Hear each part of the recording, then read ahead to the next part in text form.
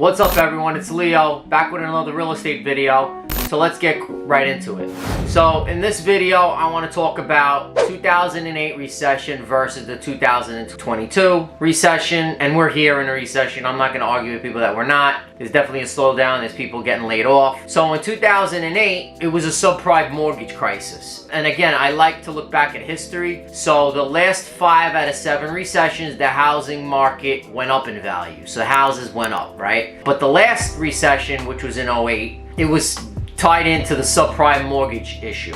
And housing prices increased, everything was going great, everyone was getting approved for mortgages, you didn't have to have any income verification, it was very lenient lending at the time. The credit default swap happened, so at the end of the day, a lot of people ended up losing their homes because when the subprime mortgage crisis hit, people started getting foreclosures and the bubble burst. So when the bubble burst, it turned into a big domino effect. And we know this based on what happened. Many people stopped investing in real estate because it was no longer profitable at the time. Many people weren't able to pay their mortgages. More houses were foreclosed. More supply houses with low demand. Foreclosed houses worth less money. A lot of these things were happening and financial institutions lost money as well. And the result was that the housing market had failed at the time. When the banks collapsed, they needed to get bailed out. And as we saw, Bernanke and everyone ended up doing quantitative easing to basically save the housing market and the big banks to bail them out because they were too big to fail. And that was a good movie, by the way, if you guys want to see it. Here's a picture of what to watch called Too Big to Fail. I think it had, what's his name from Batman in it? I forget his name, but he was in Batman Begins and The Dark Knight, which was a great movie and you should watch it. That started the recession back then. What was the effect of this when it happened? A lot of people lost their jobs, about 8 million Americans, 4 million homes were foreclosed on, and 2.5 million businesses closed, which was insane at the time. And a lot of people are saying, oh, how do you compare? Oh, it's gonna be like 08. You're gonna see, and at the time, I know in my area, and again, real estate is very local, so I'm referring to what my area was like. My area was about 20% decline, right, in prices. Some houses were lower because when you go outside of the,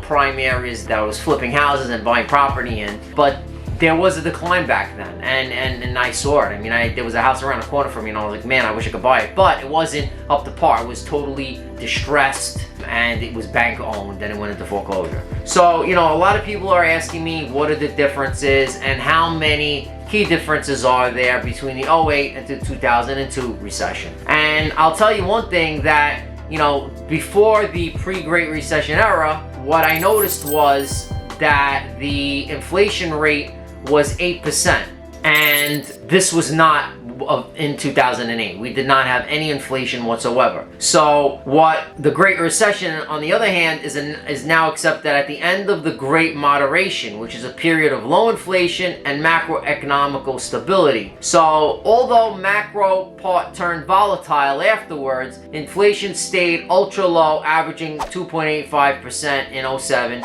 and 3.8% in 08. So as you see, it's a little bit different than what's going on now. Right now, we have a very shortage of properties. We have a housing shortage. There's no supply whatsoever. I keep comparing 2022 to what was happening in 1970 versus 1980. Again, we're printing all this money. Asset prices have to go up. I just don't see them collapsing 20 to 30% like they did in 08. I just don't see that. And you can also check out this chart over here about the Fed's decision to raise interest rates, which that's going to affect the housing prices. But again, keep remembering, you got to understand that when you print all that money and now you need more money to buy an asset, if you're going to raise an interest rate up, you're going to have a decrease in price a little bit, but you're still going to have that inflation. You're going to still have that rise in interest. So I think even though that they're raising rates, you're not going to have such a drastic drop in prices. You might have, instead of 30 offers, maybe 5 offers on a house, or maybe 2 offers, but you're still going to have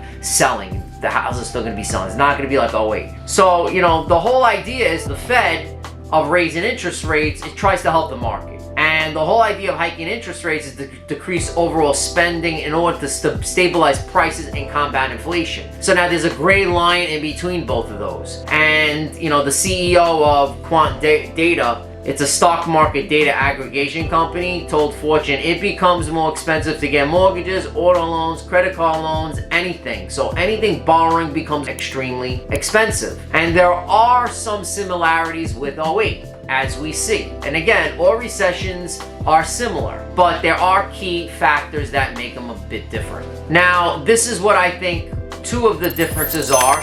And there's a huge, like I said, with the supply of housing, we already spoke about this. And number two, the Americans' debt sustainability is another key difference. So the debt of American households rose to nearly 100% of US GDP by the fourth quarter of 2006, which is crazy. This was spurred on record growth of mortgages. And these days, the figure sits at about 77% based on this chart with the Federal Reserve. So basically, when it comes to the stock market, there's also similarities between '07 and today, and both eras saw a rapid appreciation in equity prices, leading valuations to rise near historical levels. And by some standards, stocks are now even more overvalued than they were back then, leading to experts argue that we're experiencing an everything bubble, right? So we already saw prices come down. I still think we're gonna see decrease in prices of a lot of tech, because we haven't seen companies go bankrupt yet. And what I think